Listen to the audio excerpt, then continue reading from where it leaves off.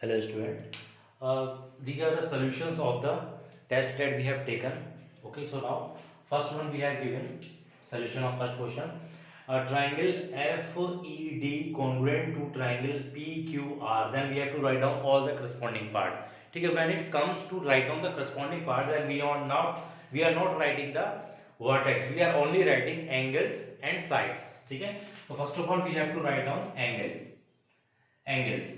तो एंगल्स में देखिए क्या होगा, ये जो F है that will be correspond to P और करस्पॉन्ड का सिंबल आएगा, नॉट द कॉन्ग्रुएंट सिंबल।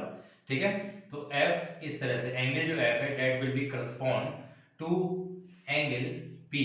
ठीक है, ऐसे ही angle E correspond to angle Q, angle D correspond to angle R। यहाँ पे इक्वल का भी सिंबल नहीं आएगा। ठीक है, इक्वल का कब सिंबल आता है, ठीक है, तब लगाएंगे जब हमें कोई एडिशनल पार्ट हमें यहाँ पे प्रूफ करना होगा।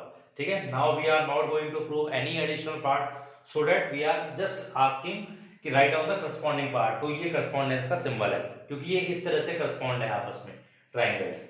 ठीक है, तो एंगल्स होगा ये, अब हमें लिखनी है साइड।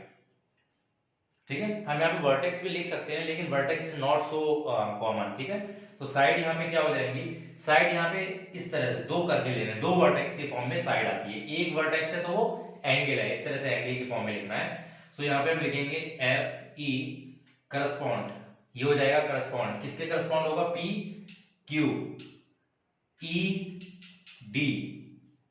ठीक है, ये किसके करस्पॉन्ड होगा, क्यू आर के करस्पॉन्ड हो जाएगा। उसके बाद एफ डी, एफ डी, ठीक है, ये किसके करस्पॉन्ड होगा, पी आर के करस्पॉन्ड हो जाएगा। सो इस तरह से हम थोड़ा सिंबल बना के भी लिख सकते हैं, क्योंकि ये साइड का सिंबल है, जिससे हमें पता चलता है कि yes they are the sides of any triangle. Now the second part we have given, very important है। देखिए ये इसी का आंसर इसी में लगा हुआ है। ठीक है, बिल्कुल छुपा हुआ है, इसी में हिडन है इसका answer. Angle include between side DE and EF. ठीक है, डीई और ईएफ के बीच का एंगल कौन सा है, तो दोनों में देखिए वर्टेक्स कॉमन कौन सा आ रहा है, ई कॉमन आ रहा है, तो ये इस तरह से ई, बस ये आंसर हो गया हमारा। ठीक है, थर्ड पार्ट, थर्ड क्वेश्चन क्या दे रखा है, एसएस कॉन्ग्रुएंसी रूल दे रखा है, and we have to establish that the PQR triangle is congruent to FED. ठीक है, मींस ये दोनों आपस में कॉन्ग्रुएंट हमें एस्टैब्लिश करना है। उसके लिए हमारे पास दो क्राइटेरिया, यहाँ पे दो पार्ट दे रखे हैं, पीक्यू जो है that will be equal to FE and RP equal to DF.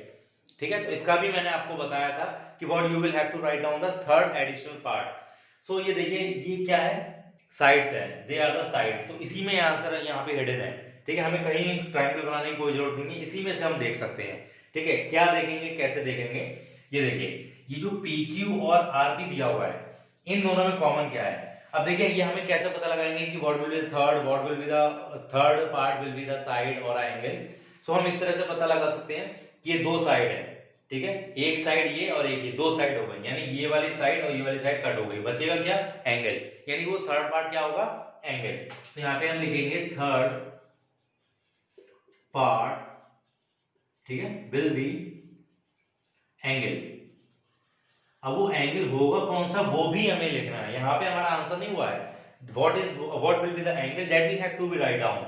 तो देखिए यहाँ पे PQ और RP है, तो PQ और RP में वर्टेक्स कौन सा कॉमन है, P इक्वल्स टू, ठीक है, अब FEDF में कॉमन क्या है, F, तो यहाँ पे क्या हो जाएगा, F, ये हमारा आंसर हो गया सॉल्यूशन। हम उसी में से देख के ये बता सकते हैं, ठीक है, कि क्या आंसर है और क्या नहीं है।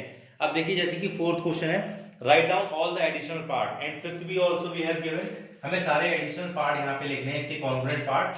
तो ये हम फिगर में से देख के पता लगाएंगे कि कौन कौन से कॉन्ग्रुएंट पार्ट है। सबसे पहले हम फिगर में ये देखेंगे कि किस पे मार्किंग है और किस पे नहीं है। देखिए जैसे कि ये O पॉइंट है, ये मिडिल पॉइंट O है, तो यहाँ पे OC जो है वो OD के बराबर है, तो यहाँ पे हम लिखेंगे OC इक्वल टू OD। ये हो गया पहला part, this is the first part of question number 4।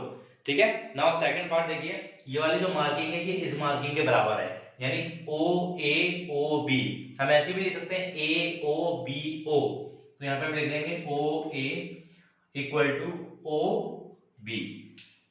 देखिए यहाँ पे हम ये जो साइड लिख रहे हैं that will B of the first triangle, जो हमें पहला वाला ट्राइंगल दिया हुआ है। पहला वाला ट्राइंगल क्या दिया हुआ है, OCA, ये वाला ट्राइंगल। देखिए हमने जो OC साइड लिखी है वो इस वाले ट्राइंगल की लिखी है, यहाँ पे देखिए ओ ए, ये भी इसी ट्राइंगल की है।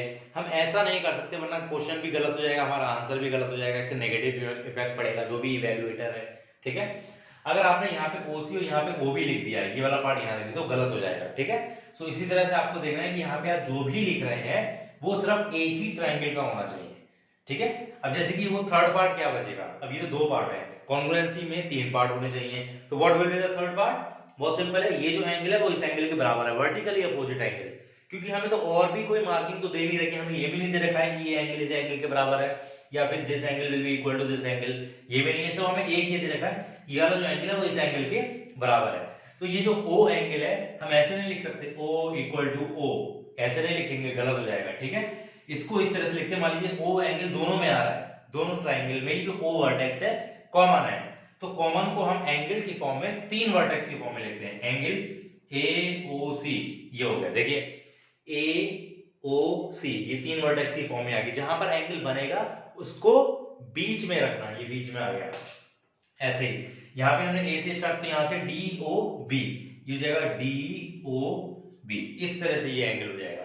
और यहाँ पे इसका रीजन क्या हो जाएगा, गिवन, ये गिवन, ये गिवन, ठीक है। और ये हो जाएगा वर्टिकली अपोजिट एंगल,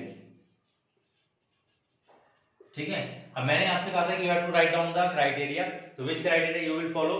देखिए साइड, एंगल, साइड, तो ये हो जाएगा SAS क्राइटेरिया, SAS क्राइटेरिया हो जाएगा, ठीक है। नाउ क्वेश्चन नंबर 5, देखिए 5 में भी दो मार्किंग दी हुई है हमें सिर्फ, एक तो PR जो है that will be PR equal to PS के बराबर है, ये तो हो गया पहला क्राइटेरिया, फर्स्ट पार्ट हो गया। दूसरा क्या है, ये राइट एंगल है, ठीक है। तो राइट एंगल को हम किस तरह से लिखेंगे, PQ, देखिए PQ कॉमन आ रहा है ना, तो PQR इस तरह से लिखेंगे। इसी ट्राइंगल, ये PR भी इसी ट्राइंगल का है और PQR भी इसी ट्राइंगल का है, ठीक है। अब यहाँ पे हम क्या लिखेंगे, PQS, ठीक है। यहां से PQ पे पहुंचे, Q से हमने ले लिया लेफ्ट टर्न, तो लेफ्ट टर्न पे कहां पहुंचा, R। अब फिर इस वाले ट्रायंगल का हमें एंगल लिखना है, तो P से चले Q और Q से चले S पे, ठीक है। तो ये आ गया triangle. Now what will be the third part, because congruency there should be 3 parts required, okay. तो what will be the third part, first two हो गया, तीसरा पार्ट देखिए कौन सा होगा, ये कॉमन आ रहा है, ठीक है। जैसे यहाँ पे एंगल कॉमन था ना, मतलब एंगल वर्टिकली अपोजिट एंगल था, सो ऐसे ही यहाँ पे क्या है, ये साइड कॉमन। जब भी दो फिगर आपस में जुड़े हुए होंगे तो उनमें कुछ ना कुछ कॉमन जरूर होगा, आइदर विल बी एंगल और it will be a side. तो यहाँ पे साइड कॉमन है, यानी यहाँ पे जो PQ होगा that will be equal to PQ, दोनों तरफ PQ आ रहा है, तो ये तो गिवन है, ठीक है। ये ईच 90 है और ये कॉमन। बस इसी तरह से हमें सॉल्यूशन लिखना है in every question such type of will ask, ठीक है। इसी तरह से सारे क्वेश्चंस में ये वाले पार्ट पूछे जाते हैं, कुछ दे रखे होंगे, कुछ आपको अपनी तरफ से फाइंड आउट करने होंगे, okay.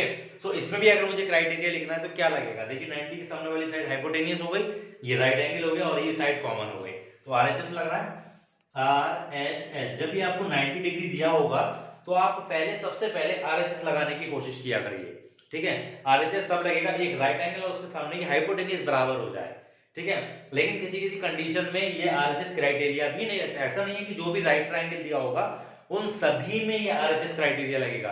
We are not blind, ठीक है। हम ब्लाइंडली नहीं लिख सकते कि हाँ this is the RHS criteria, okay.